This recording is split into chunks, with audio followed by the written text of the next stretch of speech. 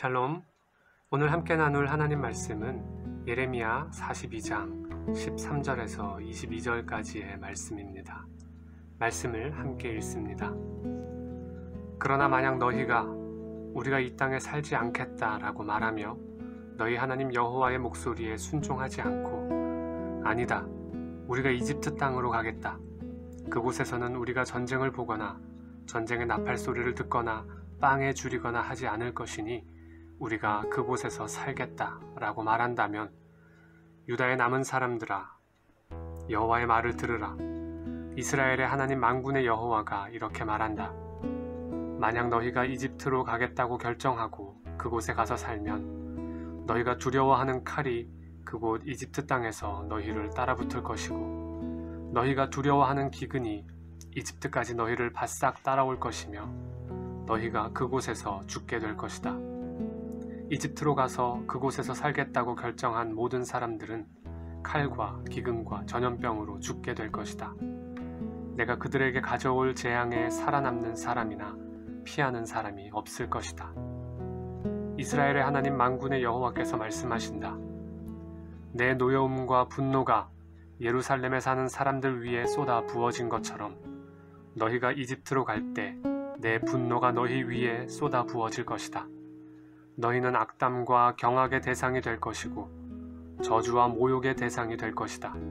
너희가 다시는 이곳을 볼 수 없을 것이다. 유다의 남은 사람들아, 여호와께서 너희에 대해 말씀하셨다. 이집트로 가지 말라. 내가 오늘 너희에게 경고하는 것을 분명히 알라. 너희가 나를 너희 하나님 여호와께 보내며 우리를 위해 우리의 하나님 여호와께 기도해 주십시오. 우리의 하나님 여호와께서 우리에게 말씀하시는 모든 것을 우리에게 말해 주십시오. 그러면 우리가 그대로 할 것입니다. 라고 말했을 때 너희는 너희의 목숨을 거는 실수를 했다. 내가 오늘 너희에게 말했지만 그분이 나를 너희에게 보내 말씀하신 모든 것에 대해서 너희가 너희의 하나님 여호와의 목소리에 순종하지 않았다. 그러므로 너희가 가서 살고 싶어하는 곳에서 너희가 칼과 기근과 전염병으로 죽게 될 것이라는 것을 너희가 분명히 알라. 아멘. 요하난과 그를 따르던 유다 백성들은 예레미야를 찾아가서 자신들이 가야 할 길과 해야 할 일을 하나님께서 말씀해 주시도록 기도를 부탁했습니다. 기도를 부탁할 때에는 그 응답이 자신들 마음에 좋든 나쁘든 그 말씀에 순종할 것이라고 말했지만 정작 유다 땅에 남으라는 말씀을 듣고 나서는 그 말씀에 순종하지 않았음을 성경을 통해 확인할 수 있습니다. 왜 이들의 마음이 변했을까요? 아니, 더 정확히는 변한 것이 아니라 본래 마음이 그러했습니다. 이들은 이미 이집트로 가고자 했거든요. 요하난과 그와 함께 있던 군대 장관들 및 그 무리들은 바벨론 왕이 유다 정복 후 유다 성읍의 총독으로 세운 그다랴를 죽이고 반란을 일으켰던 이스마엘 일당을 평정한 후였기에 그 사건과 관련하여 바벨론 왕의 보복을 당할까 두려움 가운데 있었습니다.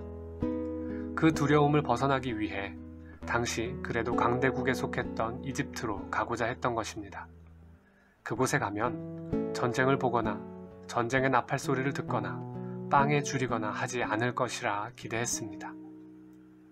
애초에 그들에게 있어서 하나님은 그들이 두려움을 피할 수 있는 유일한 선택지가 아니었습니다. 하나님이 아닌 다른 선택지가 있었습니다. 하나님이 아닌 세상의 힘과 권세를 더욱 의지했습니다. 마음의 두려움과 불안을 해소하고자 예레미야에게 와서 하나님의 뜻을 구하기는 했지만 그들에게 하나님은 나의 하나님이 아니라 그저 예레미야 당신의 하나님일 뿐이었습니다. 그저 내 마음의 두려움과 불안을 잠시 가라앉히기 위해 당신의 하나님 여호와를 찾을 것이 아니라 나의 하나님 여호와를 찾으십시오. 하나님만이 우리의 유일한 피난처요 도움이 되십니다. 하나님만이 내게 유일한 소망이 될 때에 그 하나님에게서 유일한 답을 찾을 수 있습니다. 두려움과 불안과 염려를 이길 수 있습니다.